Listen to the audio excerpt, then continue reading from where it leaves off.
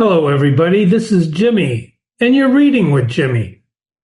Today we're reading Guy de Maupassant's short story, The Hand. This version is translated by Roger Collette. The Hand. A circle had formed around Monsieur Bermutier, the examining magistrate, who was giving his opinion about the mysterious St. Cloud affair, an inexplicable crime which had been the talk of Paris for a month. Nobody could make head or tail out of it. Standing with his back to the fireplace, Monsieur Bermutier talked on and on, marshalling the evidence, discussing the various theories, but coming to no conclusion.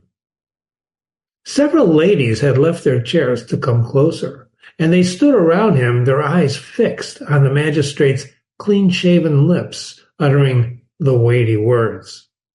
They shuddered and trembled, thrilled by the curious fear, that eager, insatiable longing for terror which haunts all women and tortures them like pangs of hunger. One of them, paler than the rest, broke a sudden silence to say, "It's horrifying. There's something supernatural about it. We'll never know what really happened." The magistrate turned to her. "Yes, madame," he said. "We'll probably never know what really happened. But as for the word supernatural, which you used just now, it has no place in this affair. We are dealing with a crime which was cleverly planned, ably carried out, and so wrapped in mystery that we cannot disengage it from the impenetrable circumstances surrounding it. But I once had to investigate a case which really did have something weird about it. We had to abandon the investigation, as a matter of fact, for lack of evidence." Several ladies exclaimed in one voice, "Oh, do tell us about it." Monsieur Berthier gave a grave smile, befitting an examining magistrate, and went on. At least do not imagine that even for a single moment I myself have ever considered that there was anything supernatural about the case in question. I believe only in natural causes. It would be much better if we used the word inexplicable instead of supernatural to describe things we don't understand. In any case, what really struck me in the affair that I'm going to tell you about was the circumstances leading up to and surrounding it. But now for the facts. At that time, I was an examining magistrate at Ajaccio, a little white town situated on the shore of a wonderful bay, surrounded on all sides by high mountains. My chief task was the investigation of vendettas.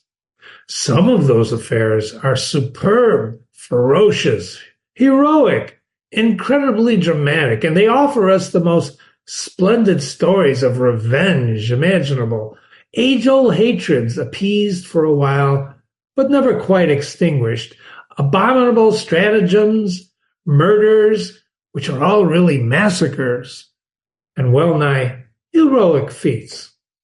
For 2 years, I had heard about nothing but the price of blood, nothing but that terrible Corsican tradition which forces a man who has been wronged to wreak revenge not only on the man who has wronged him, but also on his descendants and his relatives. I had known of old men, children, and distant cousins who had had their throats slit, and my head was full of such stories. Well, one day I learned that an Englishman had just taken a lease for several years at a little villa at the far end of the bay. He had brought with him a French manservant whom he had taken into his service while passing through Marseille. Before long, everybody was talking about this strange individual who lived alone in his house, and he never went out except to shoot or fish. He spoke to nobody. He never came into the town, and he practiced for an hour or two every morning with a pistol and a carbine. Legends grew up around him. Some of them held that he was an eminent personage who had fled his country for political reasons, while others alleged that he was in hiding after committing an appalling crime, of which they gave peculiarly gruesome details. In my capacity as examining magistrate, I naturally tried to find out what I could about this man, but it proved impossible to discover anything except that he went by the name of Sir John Bull. I had to be satisfied with keeping a close watch upon him, but nothing suspicious was reported to me about him. However, as the rumors about him continued, becoming more widespread as time went on, I decided to try and see this foreigner for myself, and I accordingly took to shooting regularly in the vicinity of his property. I had to wait a long time for the opportunity I needed, and it came at last in the shape of a partridge, which I shot under the Englishman's very nose. My dog brought me the dead bird, and I took it straight away to Sir John and asked him to accept it, apologizing at the same time for my bad manners. He was a big, red-headed, red-bearded man, very tall and very broad, a sort of polite, easygoing Hercules.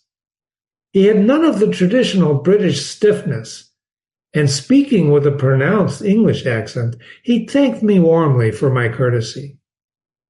By the time a month had passed, we had chatted together 5 or 6 times. One evening, as I was passing his door, I caught sight of him sitting astride the chair in his garden, smoking his pipe. I greeted him, and he asked me in for a glass of beer, and I didn't have to wait to be asked twice.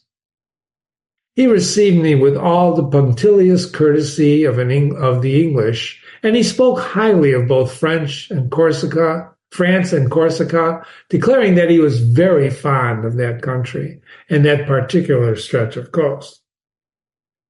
Proceeding very cautiously and pretending a keen interest, I took the opportunity to question him about his life and his plans for the future.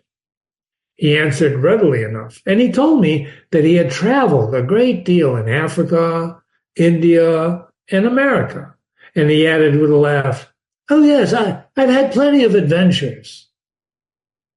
And then I started talking about shooting, and he gave me the most curious details about hunting the hippopotamus, the tiger, the elephant, and even the gorilla. "Those are all dangerous animals," I said. "Yes," he said with a smile, "but the worst of all is man." He suddenly burst out laughing, the laughter of a big, genial Englishman. "I've done a lot of man hunting too," he said. And then he talked about firearms, and he invited me into his house to show me the guns of different types. The walls in his drawing room were hung with black silk and embroidered in gold, and huge yellow flowers spread across the dark material, blazing like fire. "That's Japanese fabric," he said. In the middle of one of the largest panels, a strange object caught my eye. On a square of red velvet, something black stood out clearly. I went closer. It was a hand. A human hand. Not the hand of a skeleton, white, clean, but a black, dried-up hand with yellow nails. The muscles had been laid bare, and there were traces of dried blood, like dirt on the bones, which had been cut clean through, as if with an axe, about the middle of the forearm. And round the wrist of this unclean member there was a heavy iron chain, riveted and soldered, fastening it to the wall by a ring strong enough to tether an elephant. "What's that?" I asked. "That was my worst enemy," the Englishman replied calmly.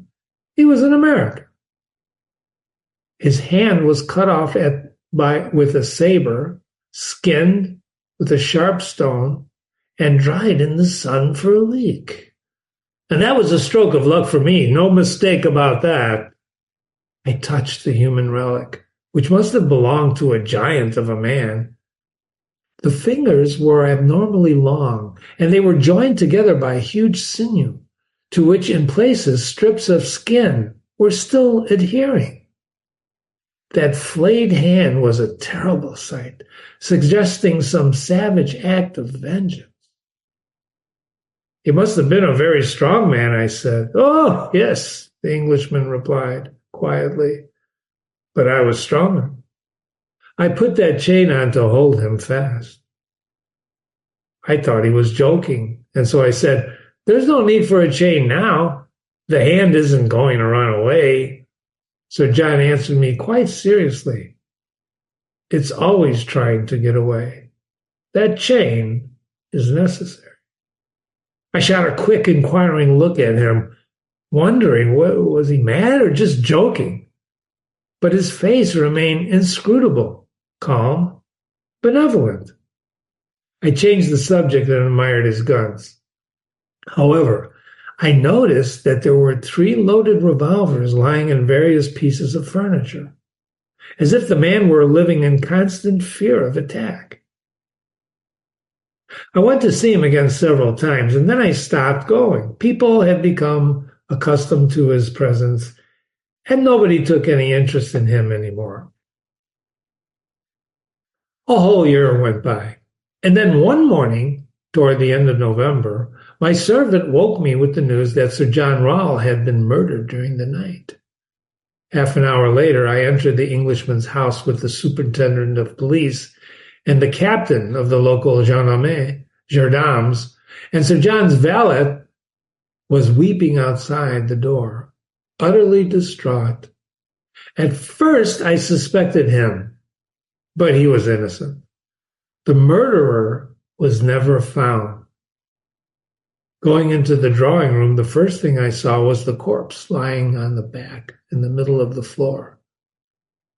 Sir John's waistcoat was torn, and one sleeve of his coat had been practically torn off. There was every indication of a terrible struggle. The Englishman had been strangled.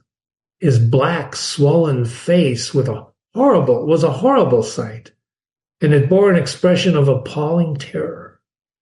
His teeth were clenched on some object, and in his neck, which was covered with blood, there were 5 holes, which looked as if they had been made with iron spikes. We were joined by the doctor. He made a lengthy examination of the finger marks in the flesh of the dead man's neck, and then he uttered these strange words: "It looks as if he had been strangled by a skeleton." A shiver ran down my spine, and I glanced at the wall where I had been accustomed to seeing the horrible flayed hand, and the hand was no longer there. The chain had been broken, and it was hanging loose. And then I bent down to examine the corpse.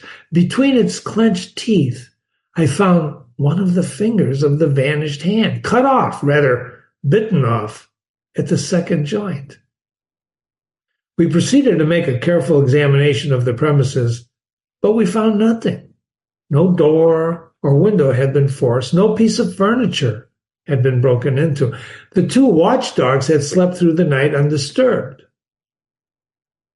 This, in a few words, is the gist of the servant's evidence. For the past month, he told us, his master had seemed to be worried about something. He had received a great many letters which he had burnt as soon as they arrived. Often he would take a horsewhip, and in a fit of rage which looked like insanity, he would lash furiously at that withered hand which had been riveted to the wall and which, at the time of the crime, had mysteriously disappeared. He went to bed very late and carefully locked himself in his room, and he always had firearms within reach. And during the night, he could often be heard talking loudly, as if he were quarreling with somebody. On the night in question, however, he made no sound, and it was only when his servant had come to open the windows the next morning that he found Sir John murdered. He could think of nobody who might have committed the crime. I communicated everything I knew about the dead man to the magistrates and the police, and a painstaking investigation was carried out throughout the island. But it was all in vain. Well, one night, 3 months after the crime, I had a terrifying nightmare. I dreamed that I saw the hand, that horrible hand, running like a scorpion or a spider across my curtain and walls. 3 times I woke up, and 3 times I fell asleep again, and 3 times I saw that hideous relic galloping around my room, using its fingers as legs. Next day it was brought to me. It had been found in the cemetery on Sir John's grave, for he had been buried there after all attempts to trace his family had failed. The index finger was missing. That, ladies, is my story. That's all I know about the affair. The ladies were horrified, pale, trembling. One of them explained, "That's no way to end the story. You haven't given us any explanation. We'll never be able to sleep unless you tell us your own theory as to what happened." The magistrate gave a grim smile. "I'm afraid, ladies, that I'm going to spoil your terrifying dreams. My theory is simply that the rightful owner of the hand wasn't dead at all, and that he came looking for it with the hand that he had left. But I have no idea how he managed it. The whole thing was sort of a vendetta." One of the ladies murmured, No, that can't be the explanation." And the magistrate, still smiling, concluded, "I told you you wouldn't like my theory." You've been reading with Jimmy. You've been reading The Hand by Guy de Maupassant. And you can read more of Maupassant on our website, and be sure to visit and read other classics besides Maupassant with Jimmy on the website. And be sure to read the analysis of The Hand, which will be posted in the same section of The Hand on this website. Remember, if you have questions, Jimmy at readingwithjimmy.com. If you have comments, Jimmy at readingwithjimmy.com. That's my email. Love to hear from you. And I hope you sleep well tonight.